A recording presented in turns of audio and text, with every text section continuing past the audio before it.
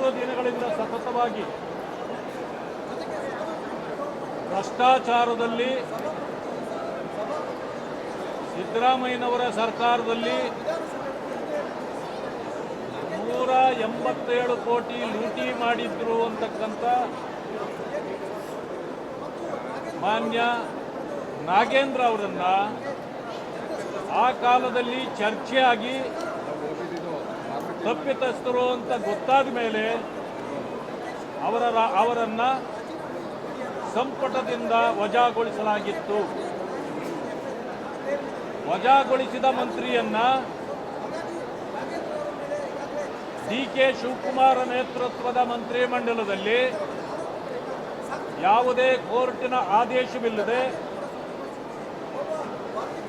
ಕೋರ್ಟ್ನಲ್ಲಿ ಈಗಲೂ ಕೂಡ ಮೊಕದ್ದಮೆ ಬಾಕಿ ಇದ್ದು ಪೊಲೀಸ್ ಇಲಾಖೆಯಿಂದ ಈಗಲೂ ಕೂಡ ಪೂರ್ಣವಾದ ಚಾರ್ಜ್ ಶೀಟನ್ನು ಫೈಲ್ ಮಾಡೇ ಇಲ್ಲ. ಈಗಿದ್ರೂ ಕೂಡ ಅವರು ಈಗಲೂ ಅಪರಾಧಿಯಾಗಿದ್ದಾರೆ. ಆ ಕಾರಣದಿಂದ ಅವರನ್ನು ಸಂಪುಟದಿಂದ ಕೈ ಬಿಡಬೇಕು ಅಂತೇಳಿ ಒತ್ತಾಯ ಮಾಡಿ ನಾವು 3 ದಿನಗಳಿಂದ ಹೋರಾಟ ಮಾಡ್ತಾ ಇದ್ದೇವೆ. ಹೀಗಿದ್ರೂ ಕೂಡ ಕೇವಲ ಚರ್ಚೆ ಮಾಡೋಣ, ಚರ್ಚೆ ಮಾಡೋದೇನಿದೆ? ಈಗಾಗಲೇ ಚರ್ಚೆ ಆಗಿ ಅವರು ವಜಾಗೊಂಡಿದ್ದಾರೆ. ಮತ್ತೆ 187 ಕೋಟಿ ರೂಪಾಯಿ ನುಂಗಲಾಗಿದೆ ಅಂತಕ್ಕಂಥ ಮಾತನ್ನು ನಾವು ಮೊದಲೇ ಹೇಳಿದ್ದೇವೆ. ಅದು ಒಪ್ಪಿಗೆ ಆಗಿದೆ. ಫ್ಲೋರ್ ಆಫ್ ದಿ ಹೌಸಲ್ಲಿ ಅಂದಿನ ಮುಖ್ಯಮಂತ್ರಿಗಳಾದ ಸಿದ್ದರಾಮಯ್ಯನವರು 187 ಕೋಟಿ ಆಗಿಲ್ಲ, 89 ಕೋಟಿ ಲೂಟಿ ಆಗಿದೆ ಅಂತ ಒಪ್ಕೊಂಡಿದ್ದಾರೆ. ನಾವು ರಿಕವರಿ ಮಾಡ್ತೀವಿ ಅಂತ ಹೇಳಿದ್ದಾರೆ. ಈಗ ಅಲ್ಪ ಸ್ವಲ್ಪ ಹಣ ರಿಕವರಿಯೂ ಮಾಡಿದ್ದಾರೆ. ಆದರೆ ರಿಕವರಿ ಆದಮೇಲೆ ಅಲ್ಲಿಗೆ ಅವರು ತಪ್ಪಿತಸ್ಥರಲ್ವಾ? ಅವರಿಂದ ಅಲ್ಲಿಗೆ ಕೇಸ್ ಕ್ಲೋಸ್ ಆಗುತ್ತಾ? ಈಗ ಯಾರಾದರೂ ಕದ್ದ ಮಾಲು ವಾಪಸ್ ಕೊಟ್ಟರೆ ಅವರು ನಿರಪರಾಧಿ ಆಗ್ತಾರ? ಇದು ಪ್ರಶ್ನೆ ಇರ್ತಕ್ಕಂಥದ್ದು.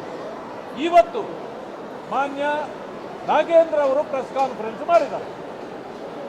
ಅವರು ಹೇಳಿದ್ದಾರೆ, ನಾನು ವಾಲ್ಮೀಕಿ ಸಮುದಾಯದವನಾದ್ದರಿಂದ ನಾನು ದಲಿತನನ್ನೋ ಕಾರಣಕ್ಕೆ ನಮ್ಮನ್ನ ಟಾರ್ಗೆಟ್ ಮಾಡಲಾಗ್ತಾ ಇದೆ ಅಂತ ಹೇಳಿದ್ದಾರೆ. ಮಾನ್ಯ ಮುಖ್ಯಮಂತ್ರಿಗಳಿಗಾಗಲಿ ನಾಗೇಂದ್ರ ಅವ್ರಿಗೂ ಕೂಡ ನಾನು ಕೇಳಲಿಕ್ಕೆ ಬಯಸ್ತೇನೆ, ವಾಲ್ಮೀಕಿ ಯಾರು? ವಾಲ್ಮೀಕಿ ನಿಗಮ ಯಾರ್ದು?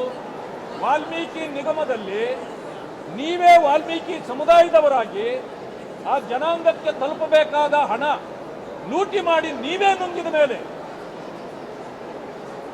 ನಿಮ್ಮನ್ನ ಟಾರ್ಗೆಟ್ ಹೇಗೆ ಮಾಡಲಿಕ್ಕಾಗತ್ತೆ? ತಪ್ಪು ಮಾಡಿದವರು ನೀವಾದ್ಮೇಲೆ ಈಗ ಕದ್ದ ಮಾಲು ವಾಪಸ್ಸು ಬರ್ತಾ ಇದೆ ಅಂತ ಇಟ್ಕೊಳ್ಳಿ. ಅಂದಮೇಲೆ ಆ ಜನಾಂಗಕ್ಕೆ ಅನ್ಯಾಯ ಆಗಿದ್ದಕ್ಕೆ ನ್ಯಾಯ ಕೊಡಿಸಿ ಅಂತ ಕೇಳ್ತಾರೆ ಹೊರತು ನಿಮಗೆ ನಿಮ್ಮದೇ ಸಮುದಾಯ ಹಣ ನುಂಗಿದರೆ ನಿಮಗೇನು ಸನ್ಮಾನ ಮಾಡ್ತಾರ? ಇದು ನೀವು ಆ ಸಮುದಾಯಕ್ಕೆ ಮಾಡಿದ ಅನ್ಯಾಯ ಅಲ್ವಾ? ಇದು ಹಣ ಕದ್ರೆ ನಾವು ಜಾತಿಯನ್ನು ಮುಂದೆ ಇಟ್ಕೊಳ್ಬಾರ್ದು. ಕದ್ದು ನಾವು ನಮ್ಮ ಜನಾಂಗಕ್ಕೆ ಅನ್ಯಾಯ ಮಾಡಿದ್ದೇವೆ. ಆ ಕಾರಣದಿಂದ ಅವರು ಇವತ್ತು ಯೋಚನೆ ಮಾಡಬೇಕಾಗಿತ್ತು, ನಾನು ಮಾಡಿದ ಅನ್ಯಾಯಕ್ಕೆ ನಾನು ಇನ್ನೊಬ್ಬರ ಹೇಳೋವರೆಗೆ ಕಾಯೋದಿಲ್ಲ, ನನಗೆ ಅಂಥ ಮಂತ್ರಿಗಿರಿ ಬೇಕಾಗಿಲ್ಲ, ಇನ್ನೊಬ್ಬರಿಂದ ಚೀಮಾರಿ ಹಾಕಿಸ್ಕೊಳ್ಳೋ ಅಂತ ಅವಶ್ಯಕತೆ ನನಗಿಲ್ಲ. ಆದ್ದರಿಂದ ನಾನು ಮಂತ್ರಿಗಿರಿಗೆ ರಾಜೀನಾಮೆ ಕೊಡ್ತೇನೆ ಅಂತೇಳಿ ಅವರೇ ಕೊಡಬೇಕಾಗಿತ್ತು. ಆದರೆ ಅದನ್ನು ಬಿಟ್ಟು ನಾನು ದಲಿತ ಅಂದಮೇಲೆ ದಲಿತರ ಹಣ ನುಂಗಲಿಕ್ಕೆ ನಿಮ್ಗೇನು ಪರ್ಮಿಷನ್ ಕೊಟ್ಟಿದ್ದಾರ? ಇದೇನು ಕಾನ್ಸ್ಟಿಟ್ಯೂಷನಲ್ಲಿ ಇದೆಯಾ? ದಲಿತರ ಹಣ ದಲಿತರು ಮಾತ್ರ ನುಂಗಬಹುದು ಅಂತಿದೆಯಾ? ಈ ರೀತಿ ನೀವು ಅಪಾದಿತರಾಗಿದ್ದೀರಿ. ನಿಮ್ಮ ಮೇಲೆ ಈಗಲೂ ಕೇಸಿದೆ. ಯಾವುದೇ ಕೋರ್ಟು ನಿಮಗೆ ಆದೇಶ ಕೊಟ್ಟಿಲ್ಲ. ಅಂದಮೇಲೆ ನೀವು ಮಂತ್ರಿಮಂಡಲದಲ್ಲಿ ಮುಂದುವರಿಯಲಿಕ್ಕೆ ಯೋಗ್ಯರಲ್ಲ ಅಂತಕ್ಕಂಥ ಮಾತನ್ನು ನಾವು ಮುಂದಿಟ್ಟು ಸದನದಲ್ಲಿ 3 ದಿನಗಳ ಕಾಲ ಸತತವಾಗಿ ನಮ್ಮ ಹೋರಾಟವನ್ನು ನಾವು ಮುಂದುವರಿಸ್ತಿದ್ದೇವೆ, ಈಗಲೂ ಕೂಡ ಮುಂದುವರಿಸ್ತೇವೆ ಅಂತಕ್ಕಂಥ ಮಾತನ್ನು ಹೇಳಲಿಕ್ಕೆ ಬಯಸ್ತೇನೆ. ಎರಡನೇ ವಿಚಾರ, ಮಾನ್ಯ ಸಭಾಪತಿಗಳ ನಮ್ಮಲ್ಲಿ ಸಭಾಪತಿಗಳು ಆವೇಶಕ್ಕೆ ಬಿದ್ದು ನೀವೇನೋ ಮಾಡೋದು ಸರಿಯಲ್ಲ, ಚರ್ಚೆಗೆ ಬನ್ನಿ ಅಂದ್ರೆ ಏನು ಚರ್ಚೆಗೆ ಬರೋದು? ನಾವು ಚರ್ಚೆ ಮಾಡಿದ ತಕ್ಷಣ 187 ಕೋಟಿ ಹಣ ಏನಾದರೂ 50 ಕೋಟಿಗೆ ಬರುತ್ತಾ? ಅದಷ್ಟೇ ಇರುತ್ತೆ. ಎಷ್ಟು ಕದ್ರಿ, ಎಷ್ಟು ಕಳ್ಳತನ ಮಾಡಿದ್ರಿ ಅಷ್ಟೇ ಇರುತ್ತೆ.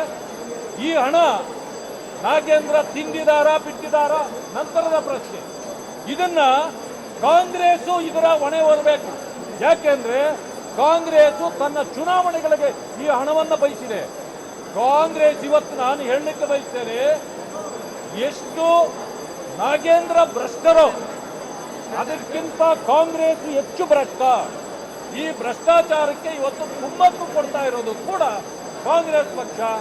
ಅವರು ದುಡ್ಡು ಹೊಡೆದು ಅವರ ಜೋಬಿಗೆ ಇಟ್ಟಿದ್ದರಿಂದ ಈಗ ಇವರನ್ನ ರಕ್ಷಣೆ ಮಾಡಲಿಕ್ಕೆ ಅವರು ಬಂದಿದ್ದಾರೆ. ಯಾಕೆಂದ್ರೆ ಕೋರ್ಟ್ನಲ್ಲಿ ನಮ್ಮ ಹೆಸರು ಎಲ್ಲಿ ಹೇಳಿಬಿಡ್ತಾರೋ ಅನ್ನೋ ಭಯ ಅವರಿಗೆ. ಆ ಕಾರಣದಿಂದ ಮಾಡ್ತಾ ಇದ್ದಾರೆ. ಇದನ್ನು ನಾವು ಯಾವುದೇ ಕಾರಣಕ್ಕೂ ಒಪ್ಪೋದಿಲ್ಲ. ಆದರೆ ನಮ್ಮ ಸಭಾಪತಿಗಳು ಇದನ್ನು ಮಾತಾಡುವಾಗ ಯಾವುದೂ ಕಡತಕ್ಕೆ ಹೋಗಬಾರ್ದು. ರಾಹುಲ್ ಗಾಂಧಿ ಹೆಸರು ಕಡತಕ್ಕೆ ಹೋಗಬಾರ್ದು. ಪತ್ರಿಕೆಯವರು ಯಾರು ಇದನ್ನು ಬರೀಬಾರ್ದು. ಇವರ್ಯಾರು ಹೇಳಕ್ಕೆ? ಪ್ರೆಸ್ಸಿನ ಮೇಲೆ ನಿಯಂತ್ರಣ ಏರ್ಲಿಕ್ಕೆ ಇವರಿಗೆ ಯಾವುದೇ ಅಧಿಕಾರ ಇಲ್ಲ. ಈ ಒಂದು ಮಾಧ್ಯಮ ಸ್ವತಂತ್ರವಾಗಿರ್ತಕ್ಕಂಥ ಮಾಧ್ಯಮ. ಅದನ್ನ ಅವರು ಸ್ವತಂತ್ರವಾಗಿ ಅವ್ರು ಏನಾದರೂ ಬರ್ಕೊಳ್ಳಿ. ಆದರೆ ಮಾಧ್ಯಮದವರೆಗೂ ಹೇಳ್ತಾರೆ ನೀವು ಇದನ್ನ ವರದಿ ಮಾಡಬಾರ್ದು, ನೀವು ಅದನ್ನು ಕಡತದಿಂದ ತೆಗೀರಿ ಅಂತ ನಾವು ಹೇಳಿದ್ರು ಕೂಡ ಕಡತದಿಂದ ತೆಗೀದೆ. ಇದು ಒಂದು ರೀತಿಯ ಏನು ಹೇಳ್ತಾರೆ, ಒಂದು ರೀತಿಯ ಗೂಂಡಾವರ್ತನೆಯನ್ನ ದಬ್ಬಾಳಿಕೆಯನ್ನ ಸಭಾಪತಿಯವರು ಮಾಡಿರ್ತಕ್ಕಂಥದ್ದು ಇದು ಅಕ್ಷಮ್ಯ. ಇದು ಆದ್ದರಿಂದ ಇದು ನಾನು ಇವತ್ತು ಹೇಳಲಿಕ್ಕೆ ಬಯಸ್ತೇನೆ, ಯಾವುದೇ ಕಾರಣಕ್ಕೆ ನಾವು ಇದರಿಂದ ಹಿಂದೆ ಸರಿಯೋದಿಲ್ಲ. ಅವರು ರಾಜೀನಾಮೆ ಕೊಡದೇ ಇದ್ರೆ ಇಡೀ ರಾಜ್ಯಾದ್ಯಂತ ನಮ್ಮ ಪಕ್ಷ ಹೋರಾಟ ಮಾಡೇ ಮಾಡ್ತದೆ ಅಂತಕ್ಕಂಥ ಮಾತನ್ನ ನಮ್ಮ ಮುಂದೆ ಹೇಳಲಿಕ್ಕೆ ಬಯಸ್ತೇನೆ. ಕರ್ನಾಟಕ ನ್ಯೂಸ್ ಬೀಟ್ ಫಾಲೋ ಮಾಡಿ, ಸಬ್ಸ್ಕ್ರೈಬ್ ಮಾಡಿ.